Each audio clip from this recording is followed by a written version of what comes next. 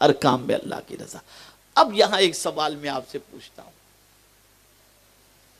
سب چیزوں کے لیے نیت ہے، روزے کے لیے نیت، حج کے لیے نیت، زکوٰۃ کے لیے نیت، نماز کے لیے نیت، نکاح کے لیے کیا نیت ہے؟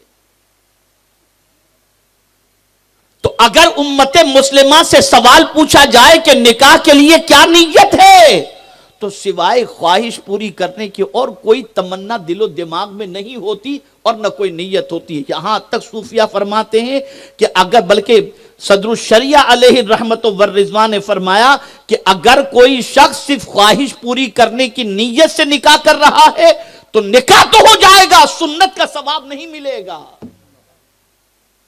اس لیے جب نکاح کرو تو پہلے یہ ارادہ کرو، ہم اپنے نبی کی سنت پر عمل کرنے کے لیے نکاح کر رہے ہیں، نبی کی سنت۔ اور امام غزالی رحمت اللہ تعالی علیہ نے تو نکاح سے پہلے کئی نیتیں بتائی۔ آپ فرماتے نکاح سے پہلے یہ نیت کرو کہ ہم اس لیے نکاح کر رہے ہیں کہ اللہ تعالی نکاح کے ذریعے جو اولاد عطا فرمائے، اس اولاد کو اللہ ہماری نجات کا ذریعہ بنا دے۔ ہم نکاح اس لیے کر رہے ہیں کہ بیوی کے منہ کے اندر حلال کا لقمہ رکھے تاکہ اللہ اس پر ہمیں صدقے کا ثواب عطا فرمائے۔ ہم نکاح اس لیے کر رہے ہیں، بلکہ ایک مقام پر حضور نے فرمایا اللہ اکبر، یہ ہر دولہا دلہن اور ہر شادی شدہ ذہن کے اندر رکھے۔ آقا کریم صلی اللہ علیہ وسلم ارشاد فرماتے ہیں کہ 3 قسم کے لوگ ایسے ہیں جن کی مدد کا ذمہ اللہ نے خود سے اپنے اوپر لازم کر لیا ہے کہ میں ان کی ضرور مدد کروں گا۔ خود سے اللہ پر کوئی لازم نہیں کر سکتا، اللہ نے خود سے اپنے اوپر لازم کر لیا ہے کہ میں ان کی مدد کروں گا۔ ان میں سے ایک کون ہے؟ تو آقا کریم صلی اللہ علیہ وسلم فرماتے ہیں الناکح الذی یرید بہ العفاف، نکاح کرنے والا اس نیت سے نکاح کرے کہ میں اپنے دامن کو گناہوں سے پاک رکھوں گا، اللہ کے رسول فرماتے اس کی مدد کا ذمہ اللہ نے خود سے اپنے اوپر لے لیا ہے کہ میں اس کی مدد کروں گا۔ ہے کوئی ایسی نیت کرنے والا؟ الا ماشاءاللہ۔ بلکہ نکاح کے وقت ہی نہ جانے کیا کیا حرکتیں ہوتی ہیں اور کیا کیا سسٹم ہوتا ہے اور کیا کیا گانے گائے جاتے ہیں اور کیا کیا گناہ ہوتے ہیں، اللہ رحم و کرم فرمائے۔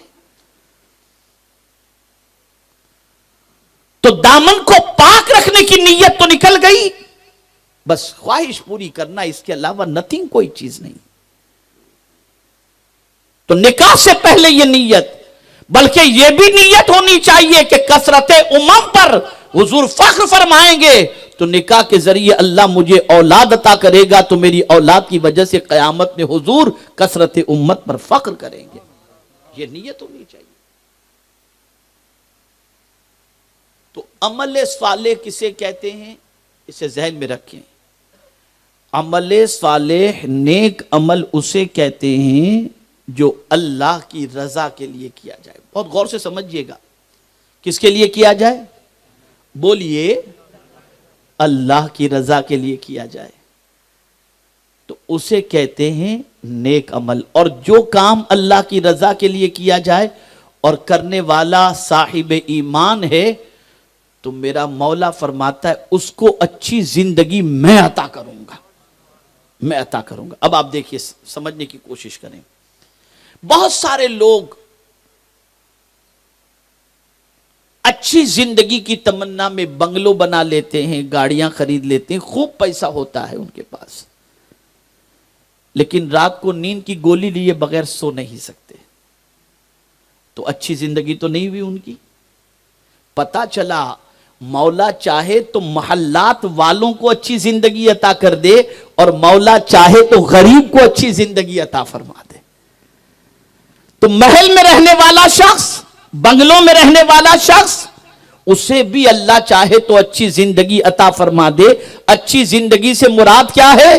وہ سکون کے ساتھ سوئے، اس کے دماغ میں کوئی ٹینشن نہ ہو، آرام کی نیند آئے اور گھر کے اندر کوئی اس قسم کی تکلیف نہ ہو اور آرام کی زندگی گزرتی ہو اور اللہ عز و جل کی رضا کے لیے وہ عبادت و ریاضت کرتا ہو، اللہ اسے اچھی زندگی عطا فرماتا ہے۔ لیکن اگر کوئی شخص دنیا کو دکھانے کے لیے دولت کمائے، دنیا کے حصول کے لیے دولت کمائے، عزت و سربلندی کے لیے دولت کمائے، وقار اور آبرو کے لیے دولت کمائے، لوگوں میں بڑائی کے لیے دولت کمائے، تو اس کو اللہ اچھی زندگی نہیں عطا کرتا۔ لیکن اگر اس نیت سے دولت کمائے کہ مولا تو مجھے گھر بھی عطا کر، مجھے گاڑی بھی عطا کر، مجھے دولت بھی عطا کر، تاکہ اس دولت کے ذریعے میں تیری رضا حاصل کر سکوں، غریبوں کی مدد کر سکوں، پریشان حالوں کی مدد کر سکوں، مصیبت زدوں کی مصیبت دور کر سکوں۔ اللہ اکبر!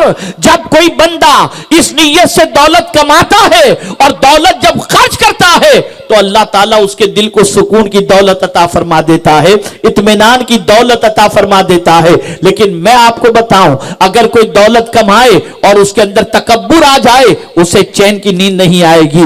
اگر کوئی دولت کمائے، اس کے دل میں حسد پیدا ہو گیا، اسے چین کی نیند نہیں آئے گی۔ اگر کوئی دولت کمائے اور اس کے اندر غرور آ گیا، اسے چین کی نیند نہیں آئے گی، اس کی زندگی میں سکون نہیں آئے گا۔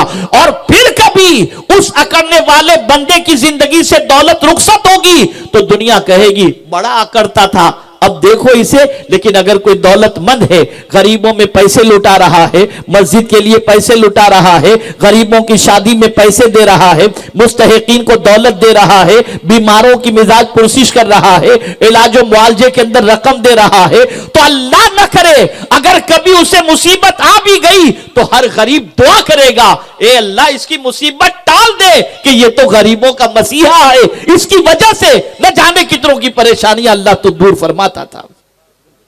تو اچھی زندگی یہ ہے۔ اللہ فقر جس کے گھر کے اندر ہے چاہے تو اسے بھی اچھی زندگی عطا کر دے، اور اللہ عز و جل جس کے پاس دولت ہے، سب کچھ ہے، چاہے تو اس کی زندگی سے سکون چھین لے، اس لیے کہ اچھی زندگی کوئی نہیں دے سکتا، اچھی زندگی اللہ عز و جل عطا فرماتا ہے۔